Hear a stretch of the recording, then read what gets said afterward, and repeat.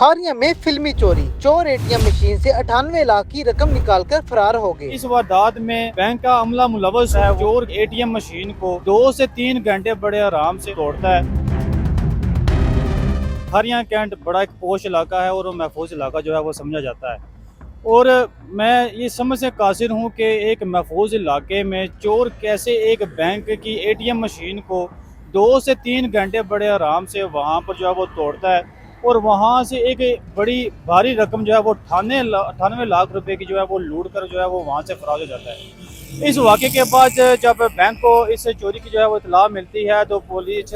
को जो है वो इतला देते हैं और जो मुतलका बैंक है उनके मैनेजर की जानब से पुलिस को बाकायदा जो है वो दरख्वास्त भी दी जाती है इस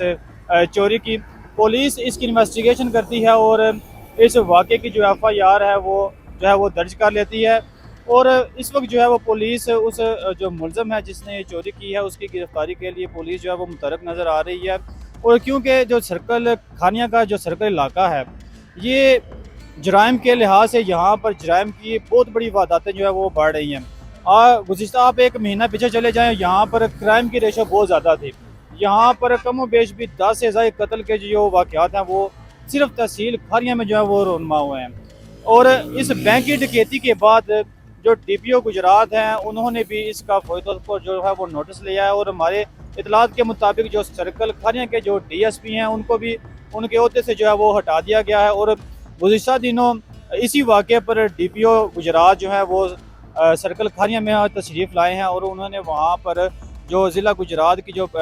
SHO साहिबान थे, जो DSP साहिबान थे पूरे ज़िले के, वहाँ पर उनकी एक बड़ी एक हंगामी मीटिंग हुई है गुजरात में क्राइम के हवाले से। और उन्होंने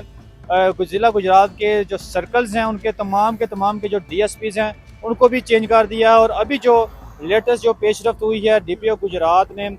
मुख्तलिफ थाना जात के, जिनमें सराय आलमगीर के भी थाने शामिल हैं, गुजरात के भी थाने शामिल हैं और सर्कल खाने के भी थाने शामिल हैं, उन तमाम के जो SHOs हैं उनको भी फौरी तौर पर उनके ओहदों से हटा कर उनको जो है वो तब्दील कर दिया है। और फौरी तौर पर DPO गुजरात की जानब से ये अहकामात भी जारी किए गए हैं कि जिन SHO साहिबान को उनके ओहदों से या तो हटाया गया है या उनको ट्रांसफ़र किया गया है वो फौरी तौर पर अपने उस स्टेशन का जाकर चार्ज भी संभालें और अपने अपने इलाकों में जो क्राइम की सूरत हाल है उसको फौरी तौर पर कंट्रोल करें। और 98 लाख की वारदात के हवाले से बड़ी चहमगोइयाँ पाई जा रही हैं क्योंकि ये खारिया कैंट का इलाका है और खारिया कैंट को जो है बड़ा महफूज समझा जाता है और वहाँ पर 98 लाख की डकैती एक बैंक में हो जाना समझ से बालातर है। और वहाँ पर जो सिक्योरिटी के पुलिस की जानब से जो इंतजाम है और इन पर भी जो है वो सवालिया निशान लग चुका है।